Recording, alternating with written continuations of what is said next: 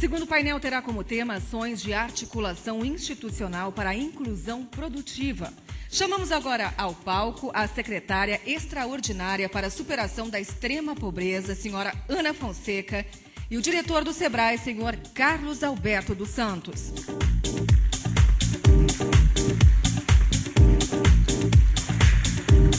Para moderar o debate, convidamos o senhor André Espínola, gerente da Unidade de Desenvolvimento Territorial do SEBRAE Nacional. E com a palavra, o moderador desse painel, André Espínola. Bom, pessoal, boa tarde. Boa tarde, diretor Carlos. Boa tarde, secretária Ana. Vamos dar início ao último painel do dia, tema inclusão produtiva. Foi bom ele ter ficado por último, porque todos os outros painéis nos levam a pensar um pouco nisso aqui. A gente pode extrair, foi um exercício muito bom, a gente pode extrair aí bastante coisa de inovação. Ao mesmo tempo que a gente vê Luiz Helena dizendo que não consegue mais contratar tão facilmente, como é que a gente tem 16 milhões de pessoas do Brasil hoje, numa zona de pobreza extrema, que não tem R$70 por mês para se alimentar, para suprir suas carências mínimas, né? Ao mesmo tempo que a gente vê que como o Ricardo Amorim mostra, o desenvolvimento finalmente passou a ser descentralizado. Todo mundo cresce mais do que o Sudeste. O Norte cresce mais do que o Sudeste. O Nordeste cresce mais do que o Sudeste. Isso, enfim, está acontecendo, mas a gente ainda tem gaps aí enormes para... E aí, nesse meio, a gente tem aí uma missão, a gente consegue colocar o empreendedorismo, a atividade do SEBRAE, a nossa missão a favor de um tema caríssimo para o Brasil, que é ajudar essas 16 milhões de pessoas hoje que estão nessa zona de pobreza extrema, ajudar mais outras tantas milhões de pessoas que não estão na pobreza extrema, mas estão na pobreza, que já estão melhorando. O Brasil já enxergou a pobreza, mas ainda não enxergou, está começando a enxergar essa pobreza extrema, tanto é que nós vamos ter a secretária falando aqui do Plano Brasil Sem Miséria. E o painel, como vocês bem viram, é de articulação. Tem muita coisa acontecendo. Com certeza a secretária vai falar de muita coisa do Brasil Sem Miséria. O diretor Carlos vai falar aí das nossas ações do SEBRAE. Quem já participou de um seminário que a gente fez 2 meses atrás já conseguiu ver, conseguiu enxergar algumas coisas. E grande parte do desafio é articular.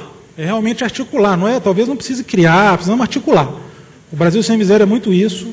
O que a gente está tentando fazer no SEBRAE é muito isso. Então, a gente vai, muito feliz o painel tratar da articulação. O SEBRAE é muito isso. Os conselhos deliberativos, nosso Conselho Deliberativo Nacional, nossas parcerias que alavancam nossos resultados. E para a inclusão produtiva, é muito isso, estratégia, gestão e articulação. Então, eu vou passar a palavra aqui para a secretária Ana, fazer uma breve apresentação dela. Ela é mestre em História Social e do Trabalho pela Unicamp, doutora em História Social na área de Família e Relações de Gênero pela USP, pesquisadora licenciada do Núcleo de Estudos de Políticas Públicas da Unicamp, foi coordenadora do Programa de Garantia de Renda do município de São Paulo, renda mínima, do município de São Paulo, entre 2001 e 2003, foi coordenadora do Programa Bolsa Família 2003 e 2004 e secretária executiva do Ministério do Desenvolvimento Social durante o ano de 2004. Entre suas atividades internacionais estão analista de políticas públicas da oficina PNUD para a América Latina e Caribe, em 2005 e 2006, e analista de políticas sociais da oficina regional da FAO, 2007 a 2009. Secretária Ana, a senhora tem 20 minutos e depois a gente ainda tem um tempo no final para fazer um debate.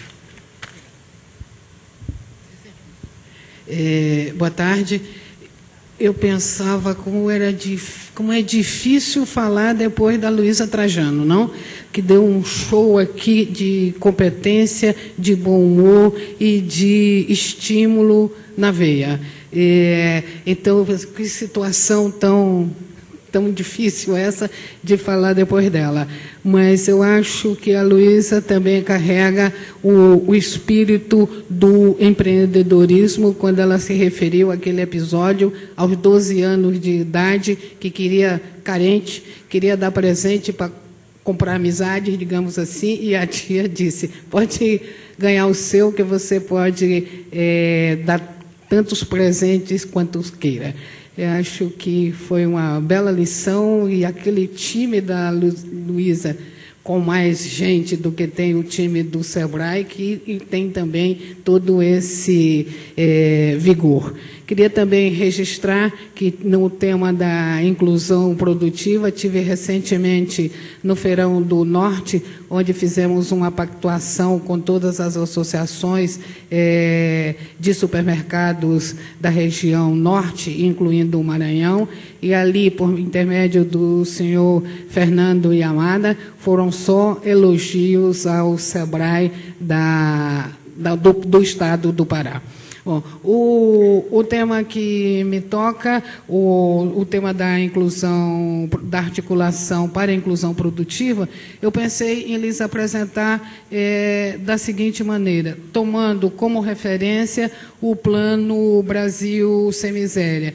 Eu penso, e aí vocês entenderão por quê, eu penso que há uma forte necessidade de articulação institucional e fazer articulação institucional significa tomar a sério que o grande desafio das políticas públicas, para que programas e ações e políticas possam convergir, que nenhuma política pública pode isoladamente atingir seus objetivos finais. Não existe no campo da política pública uma bala de prata como aquela que tinha o Zorro com o seu amigo Tonto e aquele seu cavalo Silva, que era uma revista de quadrinho da minha infância. Essa bala de prata para acabar com um único tiro a extrema pobreza, isso não existe.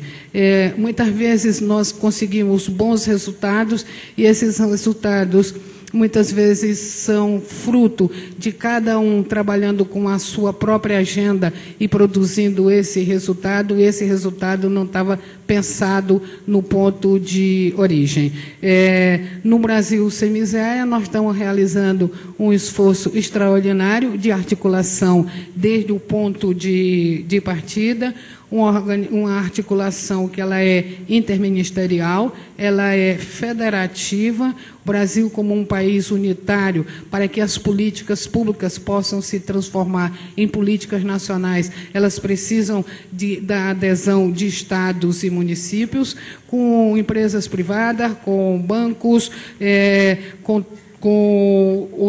com diversos setores, com a sociedade. Antes de lançar o Brasil Sem Miséria, fizemos diálogos fortes com a sociedade, organizados pelo ministro Gilberto Carvalho. Essa minha exposição aqui, esses meus 20 minutos, eu vou dividir a exposição em 3 grandes blocos. No primeiro, eu vou destacar para vocês os grandes números da extrema pobreza no Brasil e as características dessa extrema pobreza, para acentuar a necessidade de articulação das ações para lograr os objetivos, que é retirar da extrema pobreza 16,2 milhões de brasileiros que vivem em pouco mais de 4 milhões de residências ou de domicílios. Na segunda parte da apresentação, eu vou falar das pactuações, dos termos de compromisso, das articulações com o setor público, com o setor privado, novamente para pôr o ênfase na necessidade de conjugação de esforços para a superação da extrema pobreza. E, por último, o tema da inclusão produtiva. Certamente eu gostaria de começar falando do termo de parceria firmado entre o Ministério de Desenvolvimento Social com o SEBRAE no último dia 14, quais são os compromissos ali estabelecidos, e que Carlos Alberto já terá muito o que dizer sobre isso, mas eu vou começar assim para que vocês possam compreender a lógica que orienta o plano. Assim? Assim, isso. esse é o público do Brasil, o público-alvo do Brasil sem miséria. Ele está, assim, distribuído entre as regiões do Brasil. Vocês verão que a região Nordeste tem 9,6 milhões de pessoas em situação de extrema pobreza, que representa 59% dos extremamente pobres no Brasil. No entanto, essa região tem apenas 28% da população brasileira.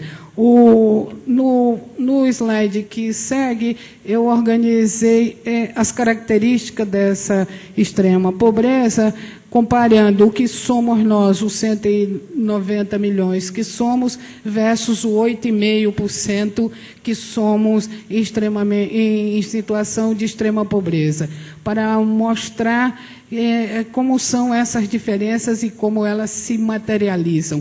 Nós somos, no Brasil, com pessoas de 15 anos ou mais, nós temos 9,6% de pessoas analfabetas, na extrema pobreza, 26%.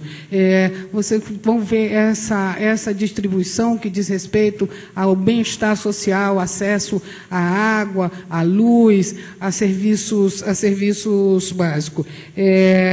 Quero dizer que, embora a extrema pobreza diga respeito à renda, a extrema pobreza tem também muitas caras e muitos nomes, como eu tratei de mostrar nesse quadro que vocês podem ver aí.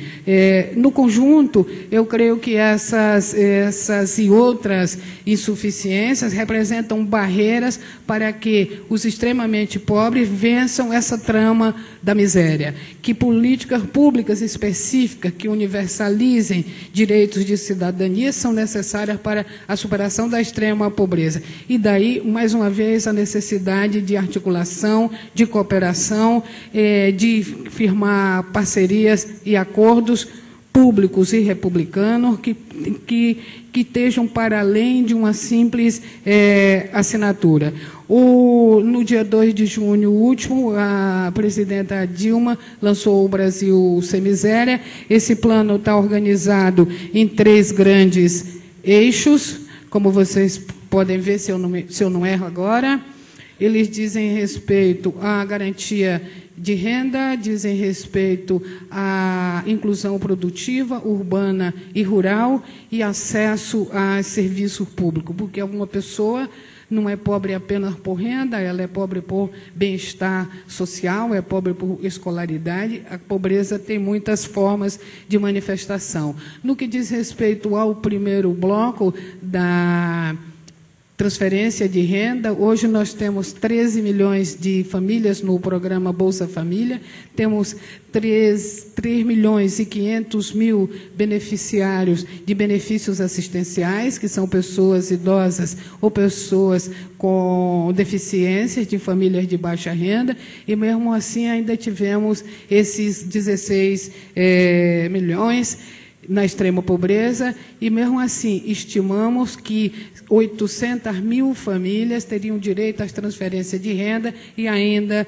não têm. Para isso, nós lançamos uma estratégia que denominamos de busca ativa, que eu não sei se é isso, que está escrito ali. A estratégia busca ativa visa a identificar essas pessoas. Essa forma de identificação, ela vai de diferentes maneiras, seja por meio dos agentes comunitários da saúde, dos centros de referência da assistência social, das empresas distribuidoras de energia elétrica, dos agentes de assistência técnica rural, contratados pelo MDA no âmbito da inclusão produtiva rural, e nós queremos identificar e dizer com isso que não é mais o Estado o cidadão batendo na porta da prefeitura, na porta do prefeito, na porta da secretária, mas é o Estado brasileiro chegando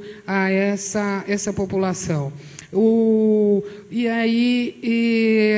Nós queremos, então, confluir tudo isso, incorporar essas pessoas e identificá-las desta maneira. Para isso, há um enorme esforço de articulação institucional, interministerial, intergovernamental e com outros parceiros.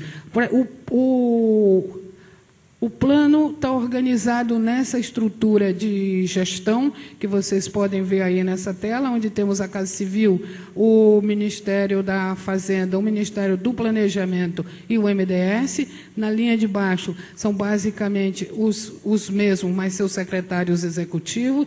Na terceira linha também são secretários executivos. E nós temos aí a linha da Secretaria Extraordinária para a Superação da Extrema Pobreza.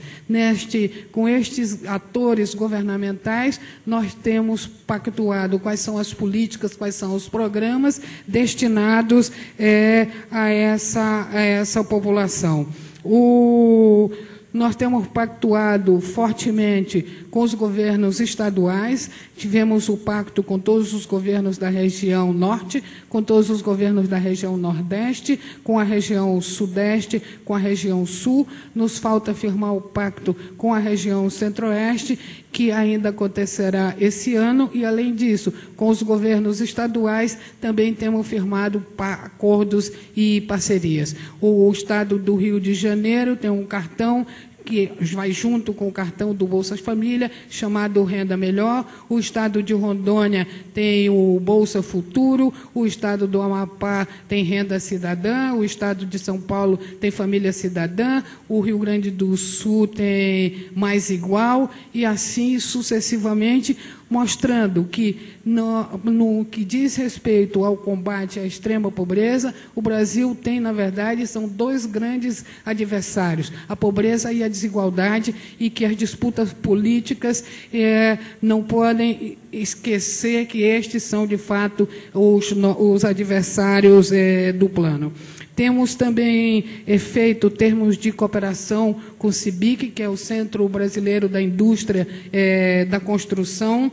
Temos parceiros como o SENAI, o SENARC e o SEBRAE, com a Associação de Distribuidores de Energia Elétrica, com a Superintendência de Desenvolvimento do Nordeste. O plano também conta com 2 sistemas de monitoramento, um que diz respeito mais ao cumprimento de metas físicas e financeiras, quando sentamos com os parceiros naquilo que chamamos de sala de situação e dissemos, bom, essa meta está atrasada, aqui tem um gargalo, como é que podemos superar isto, como é que estamos indo. E nós temos um outro sistema de monitoramento, que é dar seguimento a cada uma das famílias atendidas pelo programa. Essa família recebeu transferência de renda, foi para um curso de qualificação e de capacitação com o SENAI, com o SENAC. Essa família entrou para o Brasil Sorridente, tinha problemas de dentários, ou foi ao Brasil, tinha problemas de visão, e assim sucessivamente, que a gente possa ter uma ideia do que está acontecendo. Com todos esses pactos regionais que dizem respeito a isso, e no que diz respeito especificamente à inclusão produtiva, vou me deter um pouquinho naquilo que diz respeito à inclusão produtiva rural. Quanto tempo eu tenho ainda? 5. Na produtiva rural, nós temos a vasta experiência do Ministério do Desenvolvimento Agrário, nós temos a experiência da Secretaria de Segurança Alimentar, nós temos a experiência da Embrapa, a Empresa Brasileira de Pesquisas Agrícolas, do Ministério da Integração e de alguns parceiros, como a articulação do semiárido. Nós temos metas estabelecidas aí de assistência técnica a 253 mil famílias, fomento no valor de R$ 2.400 por família, sementes, mudas.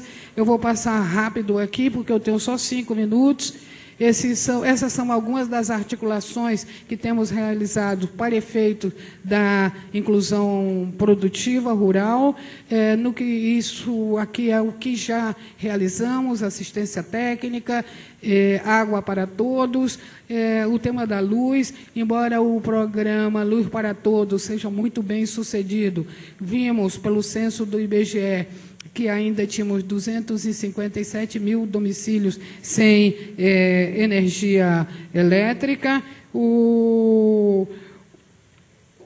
Temos esses acordos de cooperação, que eu acabo de falar nesse âmbito aqui.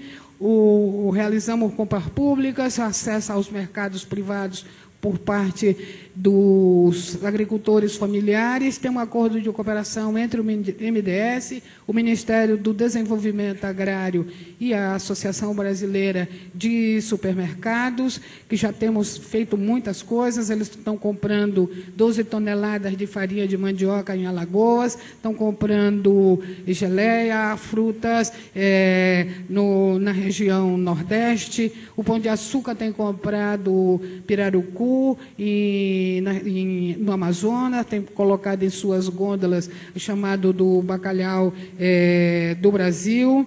Os acordos com a CIBIC, do qual já falei. Aqui são algumas das articulações para a inclusão produtiva urbana.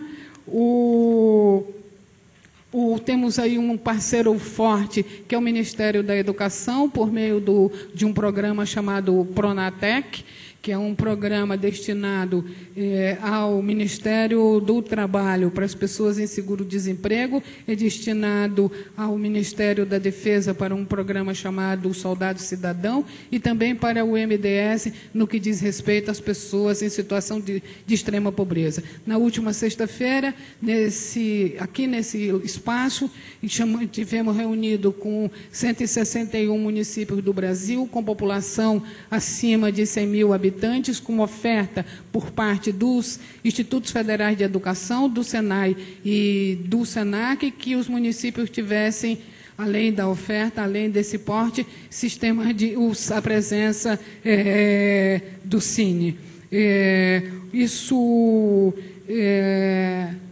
Aqui trago algumas coisas de como... Quanto tempo tenho? 1 minuto. O que é que dividimos aqui? O tema da inclusão produtiva, urbana, quais foram as metas, o que foi que nós já fizemos. Carlos Alberto pode dizer muito mais sobre isso. Os editais que fizemos da chamada economia solidária, editais para os estados, que 19 estados brasileiros ganharam, 41 municípios, isso já está em campo.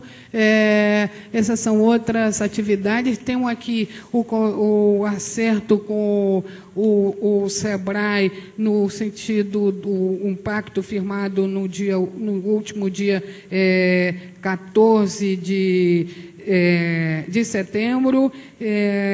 O público-alvo da... Não é 14 de setembro? Sim. O público-alvo das ações, o que é que temos meta com o SEBRAE, que nós temos, mesmo nas pessoas que recebem transferência de renda, temos 80 mil empreendedores individuais, tem um acerto com o SEBRAE de incorporar mais 120 mil até o ano de 2014, por meio dessa estratégia chamada Negócio a Negócio, que temos muita expectativa com isso. Eu não vou dizer a vocês o que é o negócio a negócio, porque Carlos Alberto vai falar e vocês saberão muito mais, mas só queria lhes dizer que o SEBRAE atenderá especificamente, por meio do programa Negócio a Negócio, os inscritos no cadastro único dos programas sociais, que sejam empreendedores individuais ou potenciais empreendedores. Também estimulará a participação das micro e pequenas empresas, nas compras governamentais. Eu recomendaria, porque achei extraordinária a entrevista do presidente Luiz Barreto no jornal O Globo, dizendo de sua expectativa e também anunciando quais são os nós que ele vê, principalmente no que diz respeito ao acesso ao crédito e a dificuldade que existirá às pessoas que pela primeira vez estão formalizando os seus negócios.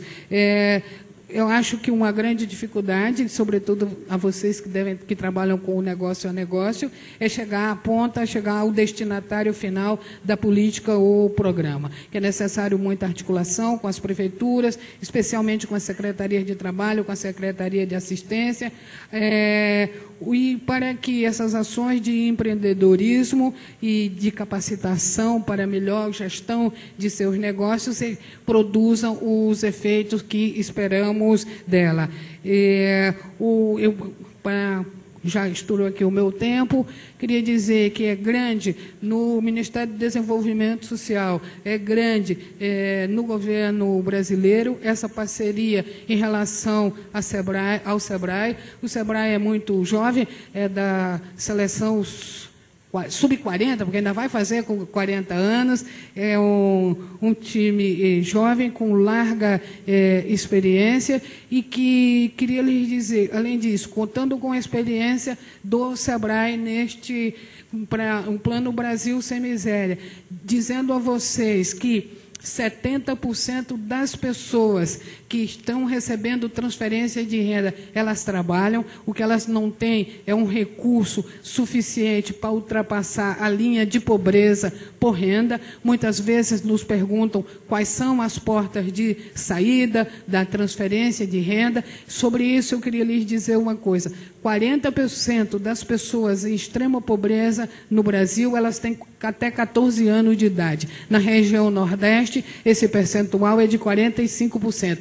Para estas pessoas, a nossa política só pode ser estudar e brincar, porque é isso que as crianças devem fazer. Nós temos certeza de que com um time aguerrido, inteligente, colocando a inteligência que o SEBRAE tem nesse processo de inclusão produtiva, nós seremos muito bem sucedidos nisso. Nós botamos todas as fichas no SEBRAE e acreditamos que esse aporte do SEBRAE ao Brasil Sem Miséria será algo de um valor inestimável à cidadania brasileira. Muito obrigada.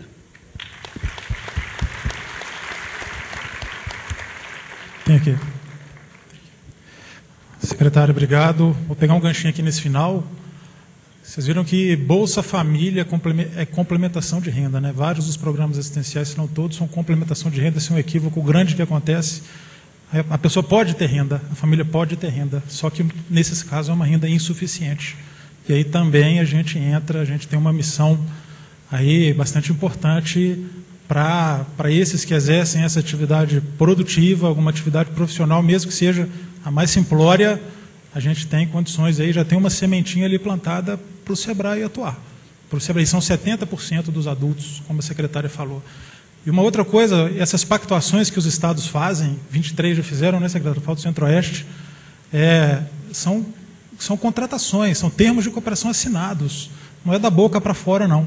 E o que eu vi em São Paulo, uma pactuação do Sudeste, e isso do suprapartidário é verdade. Se tem um terreno ali politicamente difícil, né, de trânsito, ali não se viu isso, né, nas outras regiões com certeza também não deve ter acontecido.